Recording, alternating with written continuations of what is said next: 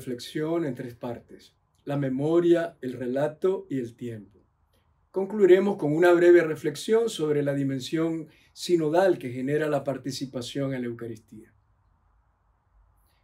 Iniciemos con una introducción. En la primera carta a los Corintios, que es el testimonio más antiguo sobre la Eucaristía en el Nuevo Testamento, San Pablo recuerda que el Señor Jesús, la noche en que iba a ser entregado, tomó pan en sus manos y, pronunciando la acción de gracias, lo partió y dijo: «Esto es mi cuerpo que se entrega por ustedes. Hagan esto en memoria mía». Asimismo, tomó el cáliz después de cenar y dijo: «Esta copa es la nueva alianza en mi sangre. Cuantas veces la beban, háganlo en memoria mía». Aquel gesto sencillo que Jesús realizó con un trozo de pan y una copa de vino estaba destinado a hacerlo presente en medio de sus discípulos a lo largo de los siglos. Para no olvidar a Jesús, repetimos amorosamente cada día el gesto del Maestro. Celebrando la Eucaristía, conservamos su memoria y no caemos en una amnesia espiritual que nos llevara a olvidarnos de él. En todas las plegarias eucarísticas está presente esta dimensión de memorial de la Eucaristía. Se le conoce con el término griego anamnesis, que significa recuerdo.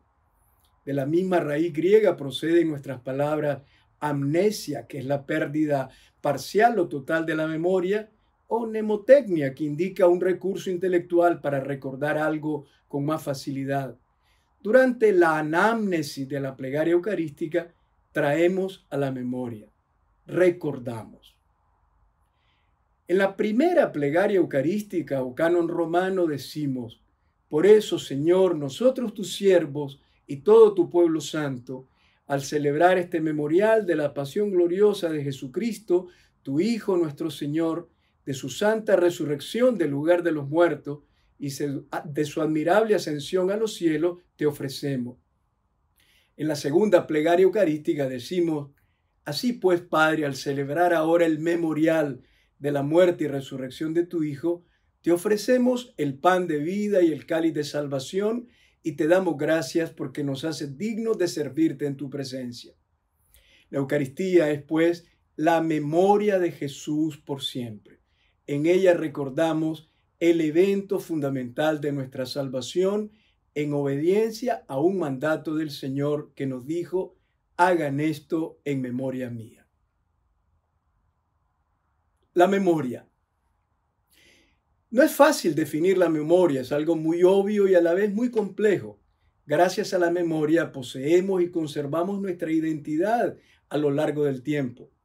Desde que nos levantamos por la mañana usamos la memoria. Recordamos quiénes somos, dónde estamos, qué actividad debemos realizar, quiénes son nuestros familiares y conocidos, cómo debemos comportarnos, etc. Si no tuviéramos memoria, no podríamos vivir ni convivir con los demás.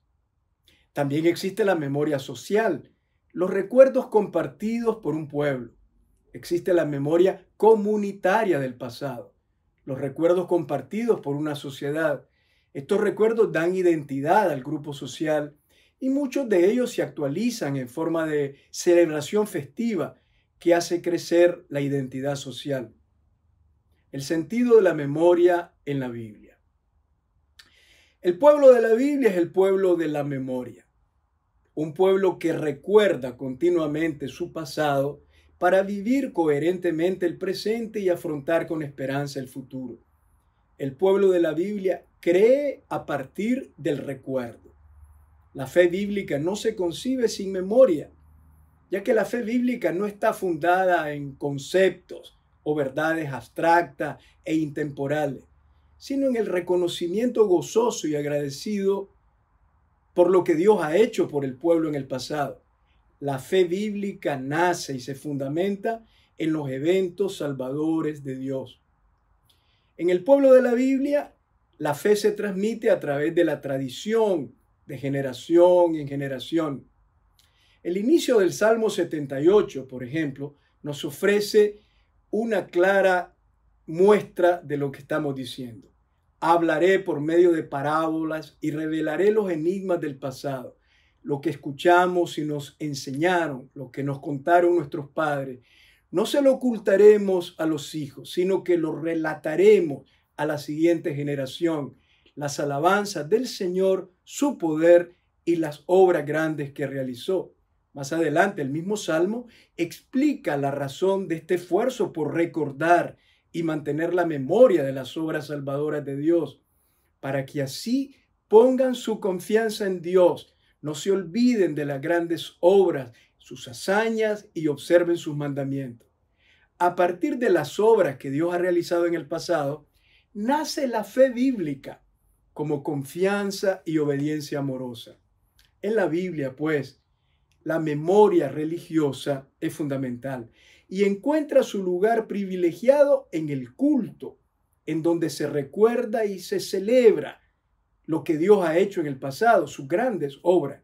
Esta memoria, sin embargo, no es solo una operación intelectual a través de la cual se recuerda algo que ocurrió hace mucho tiempo y quedó como depositado en el pasado. No es pura evocación del pasado, como puede ser la memoria de alguien en una escultura de piedra o en un texto, o la celebración de un cumpleaños que evoca el día del nacimiento de una persona. En la Biblia se trata también de una memoria que trae al presente lo ocurrido en el pasado. Esta memoria, realizada en el culto, nos coloca en presencia del acontecimiento pasado. Es un momento en el que realmente el creyente vive el encuentro con Dios que ha actuado en la historia pasada. En el culto, la comunidad se hace realmente presente en el evento salvador del pasado y participa de su eficacia. Este modo peculiar de recordar en el culto es posible gracias a la mentalidad comunitaria de la Biblia. Quienes participan en el culto son los descendientes de Abraham, de Isaac y de Jacob. Son un único pueblo. Por eso pueden con todo derecho participar de un evento salvador del pasado, que es parte de su historia. Ellos forman una sola comunidad con sus antepasados. El evento del pasado no tiene que ver solo con quienes vivieron el evento. En el libro del Deuteronomio, el texto del Decálogo es precedido por estas palabras: el Señor nuestro Dios ha concluido con nosotros una alianza en el Horeb. No concluyó el Señor esta alianza con nuestros antepasados, sino con nosotros, que estamos hoy aquí todos vivos. Hay un midrash hebreo referente a la Pascua que afirma: celebrando la fiesta, se debe actuar como si nosotros mismos hubiéramos salido de Egipto. La memoria eucarística se coloca en la misma línea de la memoria cultural de la Biblia. Juan Pablo II, en su carta encíclica Ecclesia de Eucaristía, escribió esto: cuando la Iglesia celebra la Eucaristía, memorial de la muerte y resurrección de su Señor, se hace realmente presente este acontecimiento central de la salvación y se realiza la obra de nuestra redención. Este sacrificio es tan decisivo para la salvación del género humano que Jesucristo lo ha realizado y ha vuelto al Padre solo después de habernos dejado el medio para participar de él, como si hubiéramos estado presentes. Hasta ahí el texto de Juan Pablo II. La Eucaristía es, pues, memorial de un evento realizado en otra época, pero que a través de la celebración litúrgica lo vivimos y participamos de él como si hubiéramos estado presentes en el mismo. Segundo, el relato. En el libro del Éxodo, después de prescribir el modo exacto con el que se debía celebrar la cena conmemorativa de la noche de la liberación de la esclavitud de la Pascua, Dios da la orden de repetir esta comida. Este día será memorable para ustedes. En él celebrarán fiesta al Señor y lo festejarán de generación en generación. El relato de la noche de la liberación es leído durante la cena pascual y esto permite que el pueblo a través de la escucha se haga presente al antiguo evento. De ahí que en la cena de Pascua judía sea fundamental la lectura de la Hagadá, es decir, de la narración de la historia de la liberación de la esclavitud. El padre de familia recita en voz alta esta historia para que lo escuchen todos los presentes. El relato es, pues, un elemento fundamental del memorial bíblico, pues transmite a las generaciones futuras el recuerdo de la intervención salvadora de Dios a favor del pueblo en el pasado. El relato invita a los que participan de la cena a hacerse presentes en la acción divina que tuvo lugar en el origen de su historia y como tal vale todavía para ello. Es un relato fundacional para quienes lo escucharán en el futuro. Les da la posibilidad y el derecho de sentirse parte de esa historia, pues es su propia historia. En cuanto palabra proclamada, el relato activa una memoria que llega a producir la actualidad del evento a través de la fe de la comunidad reunida. La Eucaristía es el memorial de Cristo, gracias a la acción del Espíritu, el cual es invocado durante la celebración sobre los dones y sobre la comunidad. La anamnesis eucarística, el recuerdo del Señor en la celebración, es posible gracias a la epíclesis, es decir, gracias a la invocación del Espíritu Santo. Pero también es posible gracias a los elementos narrativos que posee la celebración eucarística. En primer lugar, gracias a las lecturas bíblicas proclamadas en la liturgia, que nos recuerdan las grandes acciones de Dios y sobre todo gracias a la lectura del Evangelio que aviva en nosotros el evento histórico de Jesucristo. Podemos entonces deducir la importancia fundamental que tiene en la celebración eucarística la liturgia de la palabra como historia de salvación revivida a través de la proclamación y la escucha de los textos bíblicos. La palabra de Dios al inicio de la celebración eucarística tiene como función activar la memoria de la fe en la comunidad. El Papa Francisco nos recuerda en la Evangelii Gaudium que ya hemos superado aquella vieja contraposición entre palabra y sacramento. La palabra proclamada, viva y eficaz, prepara la recepción del sacramento y en el sacramento esa palabra alcanza su máxima eficacia. Al mismo tiempo es fundamental otra narración, la narración de la institución de la Eucaristía en la última cena, que con gran sabiduría la Iglesia recomienda que se debe pronunciar con claridad. Su función es la misma que la de las lecturas. Estas palabras tienen también el objetivo de activar la memoria creyente de la comunidad. Las palabras de la institución concluyen con la frase de Jesús: hagan esto en memoria mía. Unas palabras destinadas a producir en nosotros una memoria amorosa, contemplativa, creyente, que nos lleve al encuentro con Cristo, realmente presente en el pan y en el vino. Los elementos narrativos de la Eucaristía, pues, son fundamentales. La Iglesia también, como Israel, tiene memoria. Papa Francisco dice, la Iglesia es memoriosa, hace memoria de Jesús en la Eucaristía, en medio del mundo. No somos personas aisladas y separadas, sino personas unidas misteriosamente, que poseemos en común el don de la presencia, del amor y de la salvación de Jesús. Y la Eucaristía genera y nutre en nosotros esa memoria vital. La Eucaristía es el sacramento del recuerdo y de la íntima cercanía y comunión que el Señor nos ofrece a cada uno y a toda la comunidad. Tercero, el tiempo. La memoria cultural que hace presente un acontecimiento salvador del pasado en el presente supone también una concepción muy peculiar del tiempo que es propia de la Biblia y que puede ser no tan familiar para nosotros. El tiempo en la Biblia es la proyección de la vida divina comunicada a los hombres a través de la sucesión de las generaciones humanas, que se van transmitiendo la vida recibida continuamente del Creador. Desde esta concepción bíblica del tiempo, el pueblo de la Biblia explica y vive su historia de manera original. Israel está convencido de que las distintas generaciones a lo largo de la historia están presentes unas a otras, constituyendo el pueblo, ya que todas participan del mismo don de la vida y de las mismas acciones salvadoras de Dios en el tiempo. Probablemente este es uno de los objetivos de la genealogía bíblica. Para la Biblia, lo que nosotros llamamos el instante no es solo un punto intermedio entre dos momentos o un punto de partida hacia un futuro todavía incierto. El instante, en sentido bíblico, es una dimensión del tiempo presente en el cual Dios manifiesta su presencia permanente y eterna. en el instante brota la presencia divina que envuelve la totalidad del tiempo. En la homilía de apertura del Año de la Fe, Benedicto XVI afirmó que el dinamismo de la obra salvadora de Cristo continúa en el espacio y en el tiempo, atraviesa los siglos y los continentes, añadiendo que en la fe resuena el presente eterno de Dios que trasciende el tiempo, pero que sin embargo solamente puede ser acogido por nosotros en el hoy irrepetible. En eso que llamamos el instante, emerge el presente eterno de Dios. Cada instante es irrepetible, pero cada instante refleja a su modo la presencia de aquel a que el salmista invoca diciendo, desde siempre y por siempre, tú eres Dios.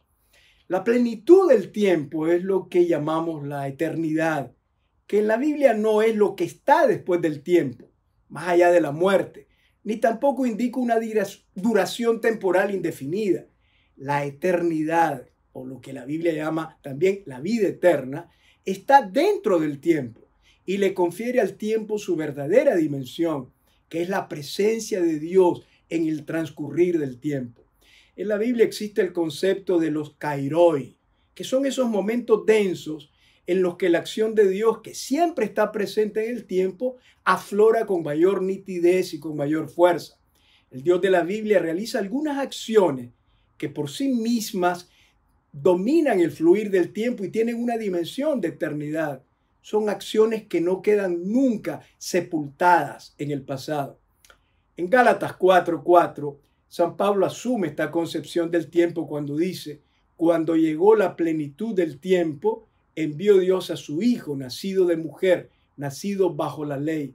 El sustantivo plenitud traduce la palabra griega pleroma, que contiene la idea de llenar un recipiente hasta colmarlo. San Pablo está diciendo que el tiempo se ha ido cargando, se ha ido llenando de Dios a lo largo de los siglos, hasta que totalmente lleno de su presencia se desborda. Y es cuando es enviado el Hijo, llenando la historia de la presencia de Dios. Así aflora la eternidad en el tiempo.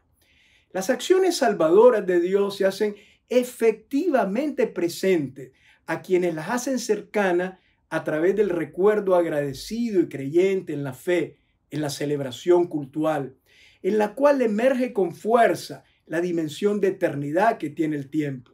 En este sentido, el tiempo de la celebración es distinto del tiempo de la vida ordinaria, pues en el tiempo de la celebración nos sumergimos en el misterio del tiempo lleno de Dios y nos encontramos con Él en el pasado, del cual participamos realmente a través del recuerdo creyente y agradecido.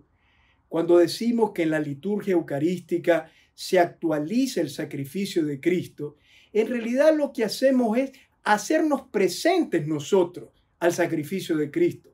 Nos hacemos realmente presentes en el momento del sacrificio de Jesús, como acto único y específico del pasado, pero con dimensiones de eternidad que desbordan el tiempo, lo que nos permite hacernos presentes a Él en el tiempo que para nosotros corre y fluye sin parar inexorablemente. A través de la memoria cultural, hecha de fe, alabanza, agradecimiento, contemplación, la acción litúrgica hace que la comunidad se haga presente a las acciones salvadoras de Dios en el pasado. Cuando Jesús dice en la última cena, hagan esto en memoria mía, está declarando que Dios ha realizado en él plenamente su obra de salvación. De allí el alcance, el horizonte definitivo y la importancia capital que tiene para nuestra fe el recuerdo de las palabras y de la vida de Jesús, pero sobre todo de su muerte y de su resurrección gloriosa. Conclusión en camino. Diciendo, hagan esto en memoria mía, Jesús no quería simplemente que realizáramos en el futuro una mera repetición de sus gestos en la última cena. No estaba pidiendo que sus palabras y gestos atravesaran los siglos como si fuera una escena de teatro que habría que repetir. Diciendo, hagan esto en memoria mía, Jesús nos está invitando a participar hoy realmente de su presencia y de su misterio salvador, para vivir transformados por esta experiencia. con las palabras hagan esto en memoria mía, Jesús en cierto modo instituye no solo la celebración eucarística, sino la misma vida cristiana. Nos está pidiendo que hagamos de nuestra existencia lo que Él hizo de la suya. Nos está invitando a hacer memoria, dándonos la oportunidad al compartir el pan, de compartir nuestra vida como Él la hizo y como lo mostró simbólicamente partiendo el pan antes de su muerte en la cruz. La Eucaristía por eso nos une como comunidad de creyentes en nuestro camino de fe. Solo una iglesia que vive de la Eucaristía puede ser una iglesia sinodal en la que todos caminamos juntos, decidimos juntos y nos comprometemos juntos. Al participar en la Eucaristía, reconocemos que no estamos solos, tenemos una historia, una memoria común. En nuestra búsqueda de una vida plena, no estamos solos, ni frente a las dificultades de la existencia, ni en el camino oscuro de la noche de la fe, ni tampoco frente a los retos de ser una iglesia en salida hacia todas las periferias que necesitan la luz del Evangelio. La Eucaristía nos recuerda que caminamos juntos como hermanos y hermanas. Compartir el pan y el vino en donde Cristo se hace presente nos recuerda nuestra interdependencia, nos llama a superar las divisiones y las exclusiones y a construir la unidad en la diversidad, reconociendo que todos somos miembros del cuerpo de Cristo y que en la iglesia nadie es más que nadie. Para concluir, recordemos la experiencia de los discípulos de Emaús. Cuando estaban sentados a la mesa, Jesús tomó el pan, pronunció la bendición, lo partió y se lo fue dando. En ese momento, a los dos discípulos se les abrieron los ojos y los reconocieron. Aquellos gestos de Jesús eran inolvidables. Los había realizado tantas veces, sobre todo en la última cena, cuando al darles el pan y el vino les dijo, esto es mi cuerpo, esta es mi sangre. Por eso, en aquel momento, a los discípulos se les abrieron los ojos y lo reconocieron. Apenas lo reconocen, Jesús se hace invisible. Es que no desapareció, seguía con ellos, pero ahora dentro de su corazón, dentro de sus vidas. En ese momento recuerdan que las palabras que les dirigió en el camino ardían como fuego en sus corazones, disipando sus tinieblas y sus tristezas.